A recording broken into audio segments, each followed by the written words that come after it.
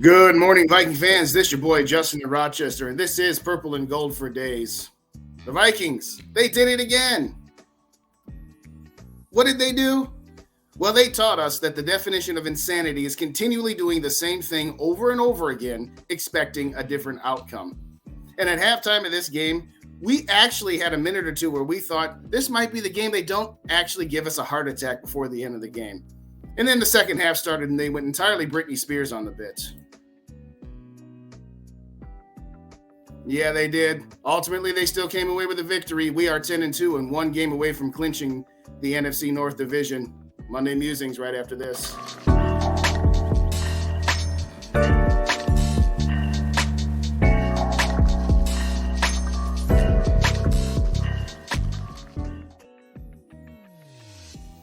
A lot to go over in this game, but at the end of it, who cares? They're 10-2.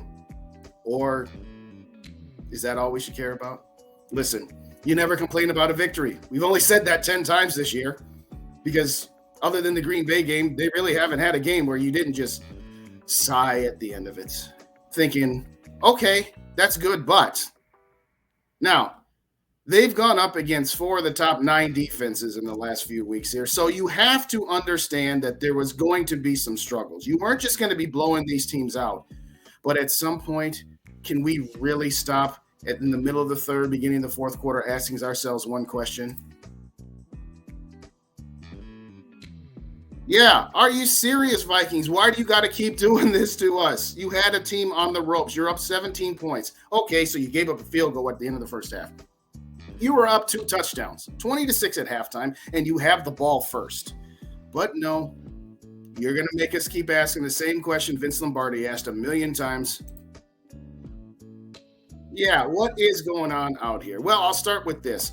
Defensively, everybody wants to say to Ed Donatel one thing and one thing only at the end of this season, and some even want to say it now. What is it that they want to say to Ed Donatel?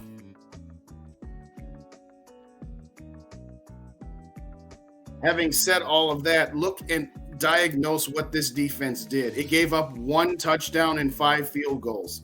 If you had told yourself going into this game that they were going to give up 22 points, you would have taken that.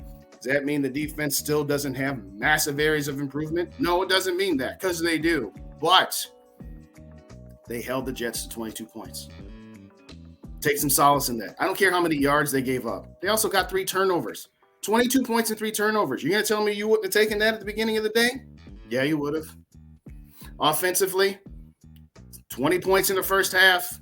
You know, Kirk Cousins had pretty much an off day outside of that one drive in the fourth quarter. He's okay, but air mailing passes here, missing open receivers there. You still put up 27 points on these guys.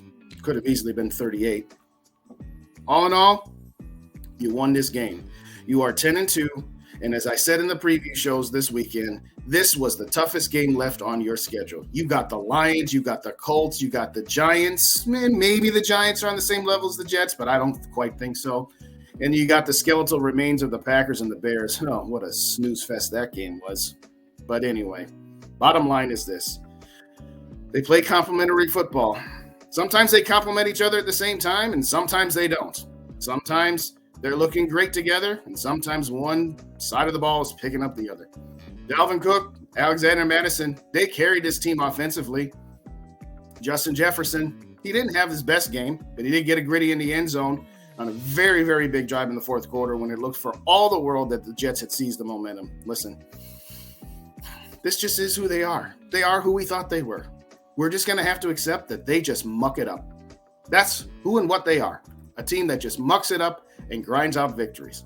Is that a sustainable formula in the playoffs? I don't know. But at the end of the day, you heard Paul Allen say it a few times. You heard this horn a few times. And at the end of it, the Vikings are 10-2. Lots of areas to improve on. They actually brought some pressures early, got some early sacks. Then what happened? Now, then we had our stretches where they were moving the ball up and down the field.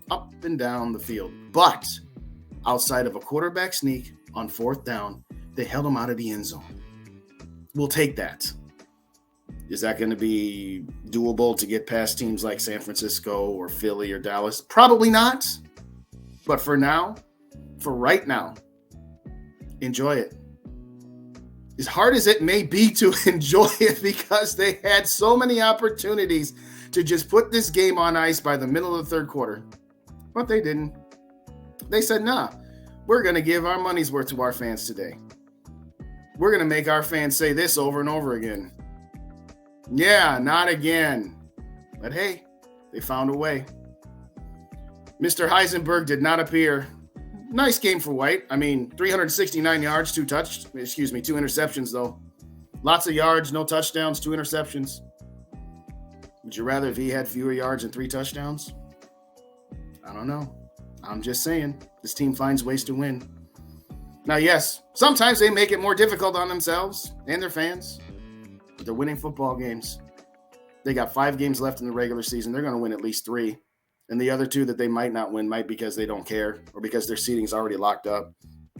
This team's going to the playoffs, and this team's going to make some noise. But get your medication for anxiety ready. Don't try and think, well, the Vikings just need to do this so that we can win games comfortably and not have heart attacks every week. That's insanity, because it's not going to happen. Because that's just who they are. You can't ask them to change their stripes at this point. They're not going to. Kevin O'Connell, listen, you had the running game going really, really well. Dalvin Cook, 20 carries, 86 yards and a touch. Madison, 3 carries, 14 yards and a touch. Except he had a 14-yard touchdown run, which means his other 2 carries went for nothing on aggregate. Yeah, okay, you got Justin Jefferson, a couple of touches in the running game. And oh, by the way, as off as Kirk Cousins was passing, what a heck of a third down run he had and just went after it. That was a heck of a play. But Kirk Cousins, man, you were acting like it was a primetime game with some of those airmail passes. But hey, you've had a pert near MVP season. You're entitled to have an off game. That's fine. But man, oh man, you did not look good at times, man. 173 yards on 35 passes for Kirk. Less than 5 yards a pass. You had a half a yard on average more passing than Dalvin Cook had rushing. It looked like he had taken more than the 2 sacks that it ultimately was because the pressure did get to him. Listen, I know we were out Christian Darrisaw, so okay. Vikings offensive line, mediocre at best, but got it done when necessary. I'll say this. After the disappearing act that was the entire third quarter, that fourth quarter drive that they went on, pass to Munn, pass to Hawkinson, bam, bam, bam, 2 first downs right off the bat. Okay, where was that? Where has that been? Having said that, you just got to take the good with the bad.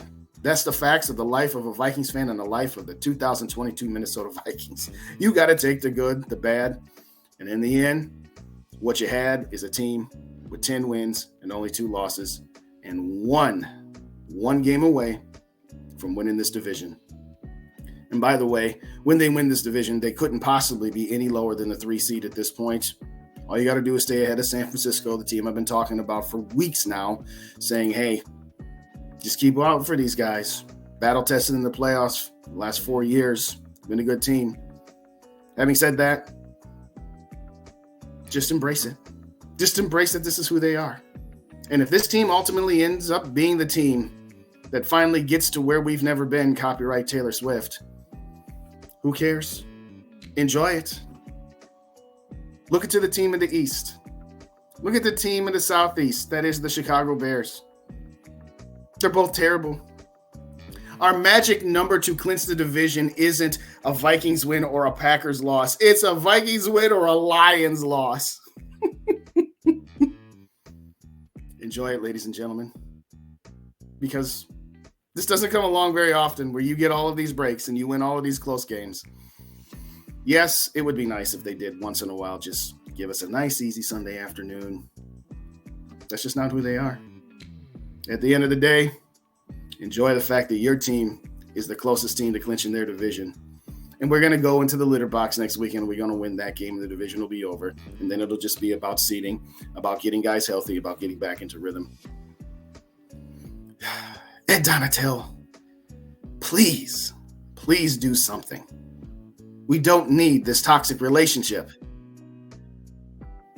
Just a little more consistency, a little more pressure. You brought it earlier, which is what we talked about, doing things a little bit earlier and not waiting till the second half in the fourth quarter.